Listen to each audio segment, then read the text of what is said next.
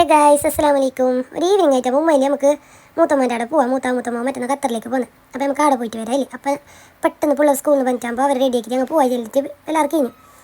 അങ്ങനെ നമ്മൾ പോകാൻ കഴിഞ്ഞു. അപ്പോൾ ഉമ്മ ബൈക്കെത്തിനാകുമ്പോൾ ഒരു പീടിയുടെ അടുത്ത് നിർത്താൻ കുറച്ച് സാധനം മേടിക്കാണ്ട് എൻ്റെ ഉമ്മാവും ആങ്ങളെയും പോയി.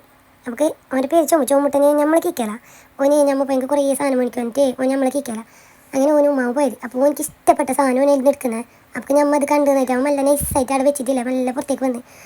അപ്പോൾ നമ്മൾ കണ്ടതുകൊണ്ട് അത് എടുത്തിട്ടാണ് നമ്മൾ കയറാൻ പറ്റില്ല. നമ്മൾ കുറേ സാധനം മേടിക്കാൻ വേണ്ടി. അങ്ങനെ പുള്ളക്ക് കോഴിച്ചങ്ക മീറ്റ് വന്നിന് അതിനെ എല്ലാം ഷെയറാക്കിയിട്ട് കോഴിച്ചങ്കൽ തിന്നു. ഇതിനൊക്കെ നല്ല ഇഷ്ടപ്പെട്ടിന്. ഓളും തിന്നു പാങ്ങലെ.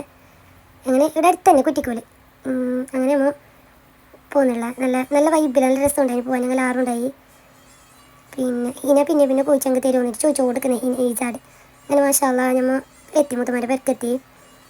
പിന്നെ ഈനാൻ്റെ ഒക്കെ പഠിക്കുന്ന ചങ്ങായിമാരെല്ലാം ഉണ്ട് ഇവിടെ. അങ്ങനെ നേരെ പെരൻ്റെ ഉള്ളിലേക്ക് കറിയപ്പാട് മൂത്താനെ കണ്ട് മൂത്താനോട് മുണ്ടി. അത് കഴിഞ്ഞിട്ട് നേരെ ഇവിടെ മാഷാ അല്ലാ എന്തോ നല്ല പാങ്ങോട്ട് പര, അടിപൊളി പരയാണ്.